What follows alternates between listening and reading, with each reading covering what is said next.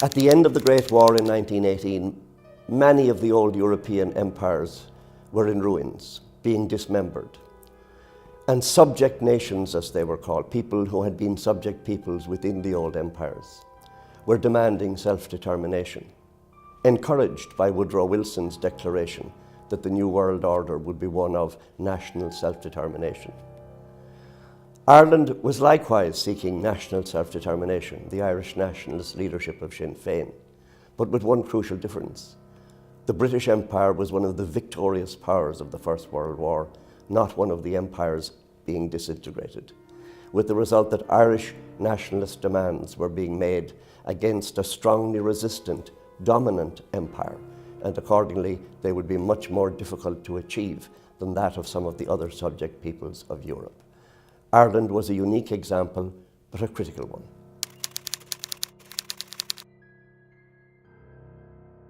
Irish politics had been dominated since the 1880s by the Irish Parliamentary Party. Sinn Féin had arrived on the scene as a new party. It had a number of successes in by-elections in 1917, 1918, so it wasn't entirely untested. They're contesting the election on an abstentionist basis. In other words, they won't take their seats in Westminster. They've said the Irish Parliamentary Party has been doing that for the past 40 years, politely requesting home rule and being fobbed off. What the Sinn Féin candidate said and what the Sinn Féin party said was that they would establish a parliament, no longer seek permission from Westminster, but rather establish a parliament in Ireland. And the Sinn Féin constitution presented in 1917 had made it quite clear that the party sought a republic. And the following year, in the run-up to the election of 1918, the Sinn Féin manifesto, a very bold document, indicated the intention of rendering impotent British rule in Ireland by whatever means possible. Now, that document was very heavily censored, but even the censored version talked about a stark choice for the Irish people between walking out into the sunlight or staying forever in the shadow of imperialism.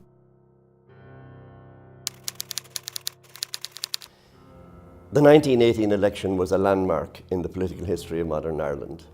The first election since 1910, it saw a new electorate.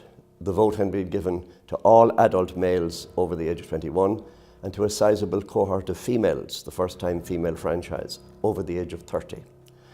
When you take into account all the losses of young men during the war, it's estimated, I would say, that perhaps 60% of all of those entitled to vote in 1918 would have been entitled to vote for the first time, which meant a new electorate and a new political landscape.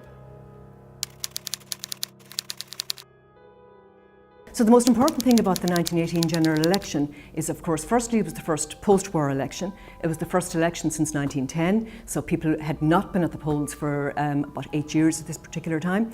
Ordinarily, they used to be held over about 3 weeks. This was the first time that it was held on just one day. The count did not take place until the end of December, waiting for soldiers' and sailors' votes to come in.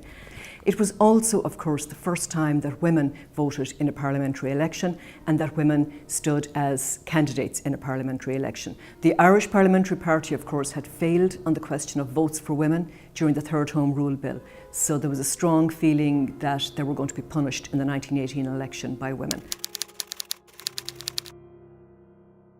The 1918 election saw the eclipse of the old Irish Parliamentary Party, of John Redmond and before him Parnell, and the triumph of Sinn Féin. The British response to the 1916 rebellion, the execution of the leaders, the mass arrests, had produced a shift in public opinion. And the continuing failure of Redmond's party and of Redmond himself to achieve immediate concessions in Parliament saw his support ebbing away. And finally, on the conscription issue, Nationalist Ireland mobilised hugely against conscription.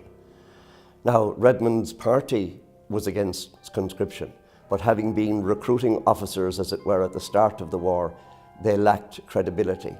And the Sinn Féin leadership, saluting the 1916 leaders, had public opinion on its side. with the result that Sinn Féin swept the boards in nationalist Ireland in the 1918 election. In April 1918, the prospect of conscription in Ireland brought the Catholic Church and various parties, including Sinn Féin, much closer together. At that time, it was decided to seek signatures to an anti-conscription pledge, and this pledge was signed in many cases outside churches. The church was also happy to have an anti-conscription collection be taken up outside churches at that point. So the involvement of the church with the venture, including Sinn Féin, seemed to grant legitimacy to the party at that time. There was a strong generational element in the swing to Sinn Féin, reflected to a certain extent in the fact that the new leader, Eamon de Valera, was in his mid-30s, whereas the leader of the Irish Parliamentary Party, John Dillon, who had succeeded Redmond earlier in the year, John Dillon was now in his mid-60s. So we can see here two very different generations competing.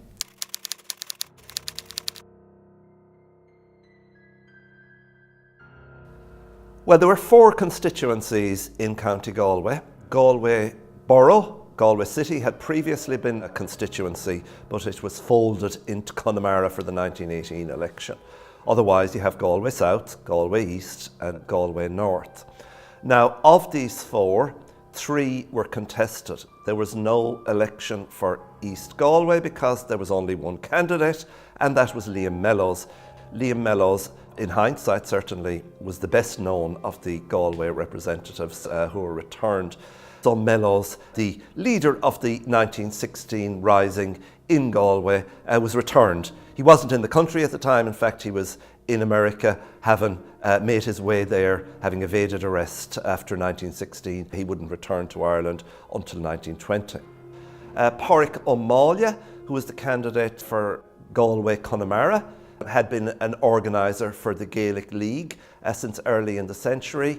He had announced that he was standing in the 1910 election, but Sinn Féin had decided not to stand. So 1918 was his first electoral outing.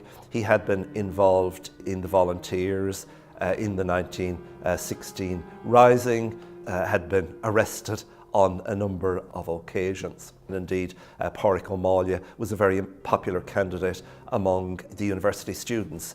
Volunteers, Common Amon and so on in the university campaigned actively for him. Frank Fahey then likewise had a long period of activity. He was from near Lough Ray, educated at the university in Galway, qualified as a teacher, taught in the elite Catholic college in Castleknock in Dublin, had been involved in the Gaelic League as an organiser and as a writer, and associating with people like Pádraig Pearse in the period for the rising, and he was an officer during the rising, interned afterwards.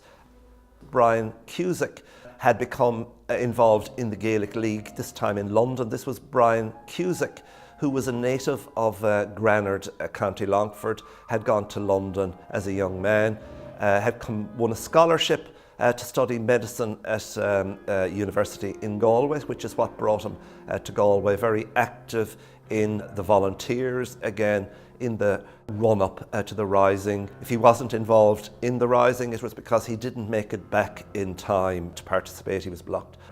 He was actually in prison at the time of the election as well, something that was turned to advantage in the course of the campaign. One of the aspects of the political atmosphere of 1918 was the German plot, which was an attempt or conspiracy to connect Sinn Féin with the Germans at the height of the First World War.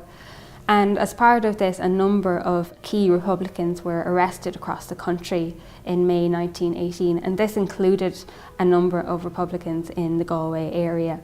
One of these was Colm O'Guira, who was a volunteer from Rusmuck, and in his memoir he recounts how he was teaching in Spiddal and stopped at a safe house, and he woke up in the morning to find himself surrounded by officers who were taking him into Renmore Barracks under arrest, as well as the other men who were in the safe house with him. And along with a number of key figures, he was sent to Dublin, to Arbor Hill, and later to Frangoch camp in Wales. And some of these figures were those who were later elected during the 1918 election, including Brian Cusack, who was one of the Sinn Féin candidates in Galway who was successfully elected for Sinn Féin. The interesting thing is that the 1918 Representation of the People Act extended the franchise to women over the age of 30 who met certain property qualifications, whereas the Act at the end of the year, on the 21st of November, for women to contest Parliament, extended that right to women at the age of 21. So there was an interesting anomaly in the legislation at this time. Women had to be 30 in order to be able to vote, but they could actually contest Parliament at the age of 21. There was quite a lot of pressure on the part of suffragists and nationalists to include that women should be put forward as candidates in the 1918 election. The Unionist Party did not put forward any candidate, even though names were suggested. The Irish Parliamentary Party did not put forward any women candidates. And the Sinn Féin party, which was new, it was felt that they should put forward a number of candidates. And there was a disappointment that they only put forward one initially and then subsequently two. It was felt that women had been very important to the movement and they should have put forward a lot more candidates. Markievicz is interesting. She was one of the older candidates. Markievicz was an artist, she was of the upper classes. She was also quite a high-profile candidate. She was well known from her role in 1916, and she also was known because of her arrest over the so-called German plot and over her participation in high public events during 1916. She was returned as a candidate who happened to be a woman, rather than being returned as a woman candidate who was going to fight for women's questions. Markievicz stood out, possibly even her name also helped to make her stand out. She was also quite a confident character, bringing the confidence of her class with her, and maybe that also helped her stand out. But certainly the election of Markievicz drew attention to Ireland and to questions to do with Ireland at this particular time. Had she taken her seat in Parliament, it also would have been quite a moment for her to have made her entrance into Parliament as the first woman elected.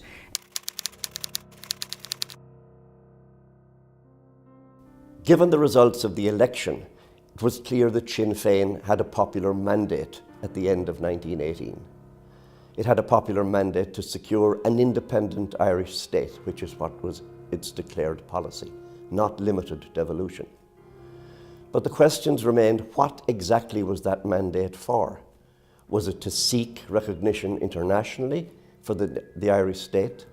And indeed, once they established the Dáil in January of 1919, to seek recognition for the Dáil? Was it to them a mandate to subvert British control in Ireland? Was it a mandate to construct an alternative state within Ireland, an alternative apparatus of administration? And most crucially, was it a mandate to authorise military action against the British authority in Ireland? And if so, how was that to be managed? These were huge and controversial questions. They were the questions that the triumphant Sinn Féin leadership would have to face immediately in the months and years following the end of 1918.